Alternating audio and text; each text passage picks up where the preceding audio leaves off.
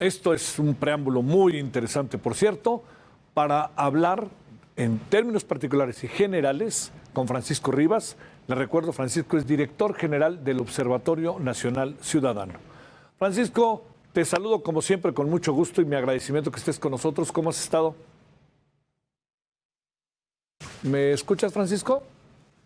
A ver. Sí, te escucho, Javier. ¿Cómo has estado? Buenas noches a ti y a tu auditorio. ¿Cómo has estado, Francisco? A ver, déjame preguntarte, este informe de lo que ustedes han llamado 4 años perdidos, ¿en dónde están las principales variables para esta afirmación, Francisco? Pues mira, lo que analizamos no fue solo la incidencia de delitos, es decir, esos porcentajes, esas personas, esas víctimas de los delitos, sino la capacidad del Estado para enfrentar a la delincuencia, la presencia de delincuencia organizada en nuestro territorio, las sentencias condenatorias, decomisos, las órdenes de aprehensión ejecutadas, la atención que se le da a las víctimas, la atención que se le da a los derechos humanos, las competencias desarrolladas en los funcionarios públicos. Es decir, fue un análisis exhaustivo de dónde va la política de seguridad, cómo se desempeñan las instituciones y qué nos dicen los números acerca del combate a los delitos. Oye, entramos para la información en nuestra agenda con el tema del feminicidio. ¿Qué información tienes tú de esto? Y te diría también, ¿qué otras cosas, cuáles son estos grandes hallazgos, Francisco, que tú encuentras? Y te diría también si alcanzan a medir la percepción ciudadana, que ya ves que con ese tema también hay ahorita mucha controversia de que si nos sentimos más seguros o menos seguros. A ver, hay varios factores. El primer factor en particular sobre la violencia de género, no solo es la violencia feminicida la que nos preocupa. Este año que acaba de cerrar sí fue el segundo año en materia de feminicidios, pero fue el peor año en materia de lesiones dolosas en contra de mujeres, de víctimas de extorsión mujeres, de mujeres desaparecidas, de violencia familiar y de violación. Estamos en máximos históricos en prácticamente todos los delitos. Y aquí uno de los factores precisamente que analizamos fue el desmantelamiento de los sistemas de protección a la mujer, de recursos destinados a la procuración de justicia, el uso ya arcaico y disfuncional de las alertas de género que se gestan desde hace muchas décadas en México y que no ha funcionado desde hace más de una década y no han logrado reducir la violencia en contra de las mujeres.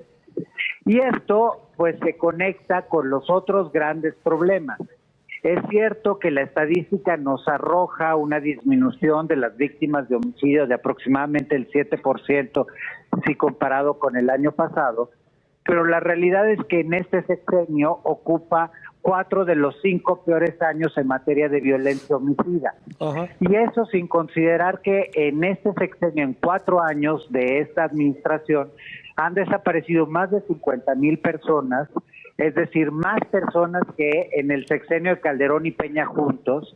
Y como tú sabes muy bien, esas personas lamentablemente, muchas de ellas ya perdieron la vida y no han sido ni buscadas ni identificadas.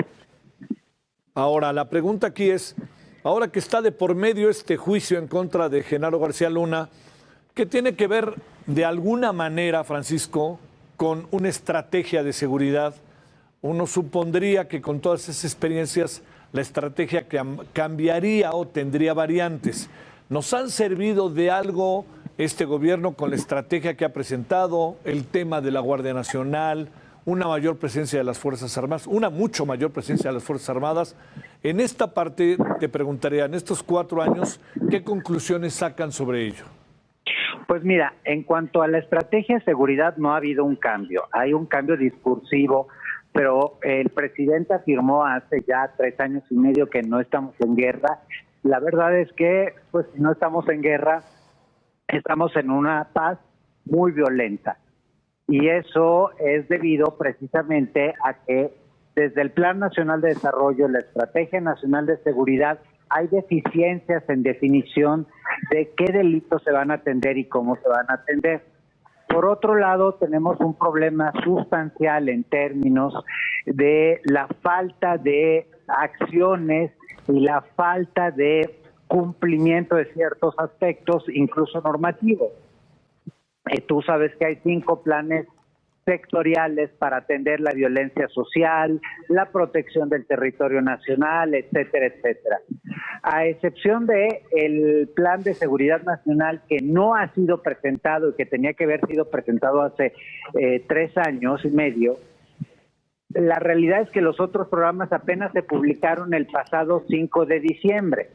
Tú no puedes tener una estrategia de seguridad si no sabes qué incluye esa estrategia de seguridad. Entonces lo que vemos es una reacción muy pobre de la Guardia Nacional.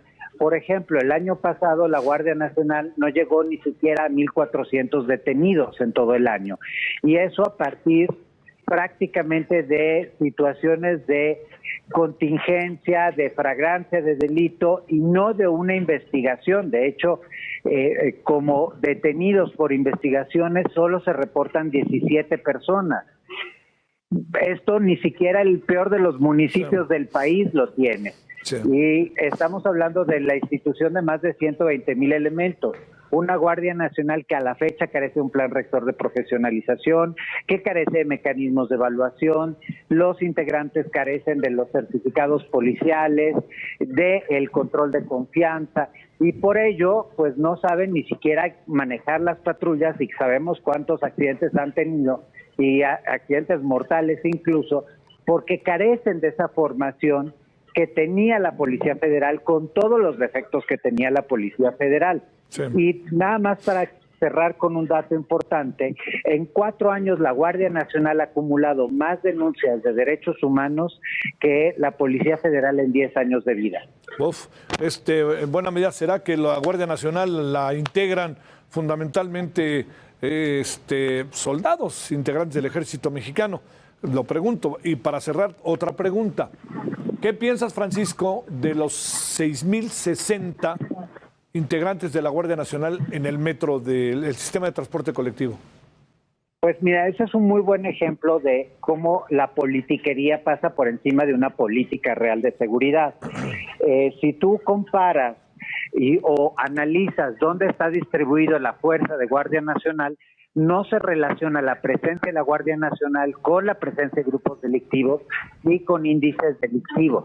Entonces, la Guardia Nacional parece que está donde simple y sencillamente le conviene a la autoridad federal. 6,060 elementos en el metro es más de lo que tienen 29 entidades del país. Entonces, pues hay un mensaje muy extraño, porque parecería entonces que hay un problema mayor en el metro de la Ciudad de México que en Baja California o Zacatecas. Entonces, pues sinceramente me parece que la situación es grave. Por eso estamos invitando a que revisen este reporte, que los candidatos revisen este reporte, porque ya perdimos 4 años, pero no nos podemos dar el lujo de perder un sexenio más. Sí. El país está en las peores condiciones de seguridad desde que tengamos registro.